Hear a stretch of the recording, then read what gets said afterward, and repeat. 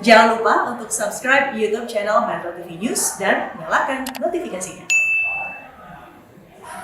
Pemirsa, saat ini tim Lembaga Pengkajian Pangan, Obat-obatan, dan Kosmetika atau LPPOM MUI Majelis Ulama Indonesia tengah melakukan pemeriksaan terhadap bahan, proses, dan fasilitas untuk memastikan kehalalan produk vaksin COVID-19. Informasi selengkapnya akan kita tanyakan kepada Direktur LPPOM MUI Lukmanul Hakim dari Bogor, Jawa Barat. Selamat sore, Assalamualaikum. Pak Lukman, jadi apa saja agenda dari tim LPPOM MUI yang akan ke Tiongkok? Selamat sore, Assalamualaikum warahmatullahi wabarakatuh.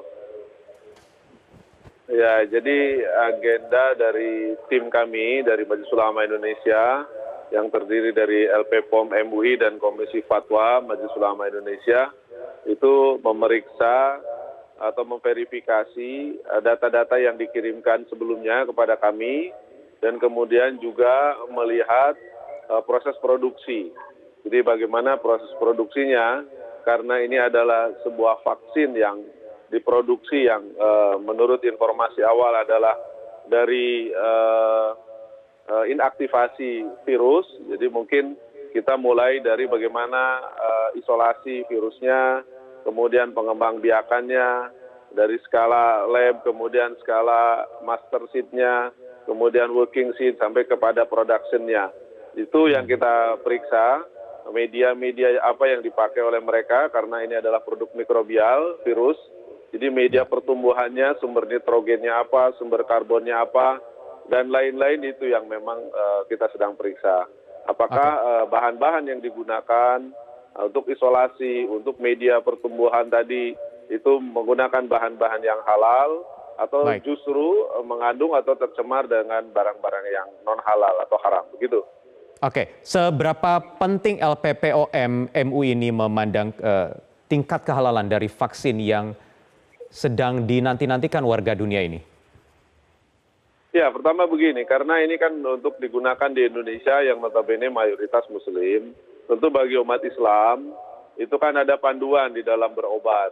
Sebagaimana juga yang dikeluarkan oleh Komisi Fatwa Majelis Ulama Indonesia. Yang pertama adalah bahwa umat Islam itu sangat dianjurkan untuk berobat. Ya, apakah itu menggunakan obat ataupun vaksin. Yang kedua, dia harus berobat atau bervaksin dengan vaksin atau obat yang halal. Nah, itu tahapannya. Jadi ya kami harus memastikan bahwa obat atau vaksin yang akan dipakai ini adalah obat yang halal atau vaksin yang halal. Nah, ini ya makanya kepentingan kami untuk menjawab keraguan masyarakat yang saat ini sudah muncul banyak beredar di mana-mana yang juga mempertanyakan kehalalan dari vaksin tersebut. Begitu. Walaupun di tingkat kegentingannya ini dibutuhkan sekali, artinya memang vaksin ini sedang ditunggu-tunggu, apapun kondisinya, apakah tidak bisa diterima begitu saja? Karena ini kan juga ada unsur kedaruratan yang juga ada prinsip-prinsip dalam Islam terkait halal atau tidaknya vaksin ini. Nah, itu yang ketiga. Makanya kan saya bilang ada panduannya. Yang ketiga adalah ketika tidak ada obat atau vaksin yang halal, pertanyaannya bolehkah menggunakan obat atau vaksin yang tidak halal? Ya. Jika kondisinya darurat, tentu Islam membolehkan itu. Nah, tapi kan kita harus selesaikan dulu dua tahap tadi. Apakah betul ini haram? Kan belum pasti. Apakah betul ini halal? Juga belum pasti. Sehingga kami harus memastikan dulu. Tidak mungkin ada fatwa kedaruratan kalau belum ada keputusan akhir dari tahap yang kedua tadi. Halal atau haram. Ya kan, haram itu darurat itu ketika tidak ada yang halal. Kalau ada yang halal ya tinggal pakai yang halal kan gitu. Kita berharap yang terbaik, yang penting bahwa umat Islam wajib atau sangat dianjurkan untuk berobat gitu. Berobat. Itu yang paling penting. Oke, sudahkah mungkin ada temuan awal terkait apa pemeriksaan atau gambaran rekomendasi yang ada hingga saat ini? Ya tentu kalau secara informasi kan masih sangat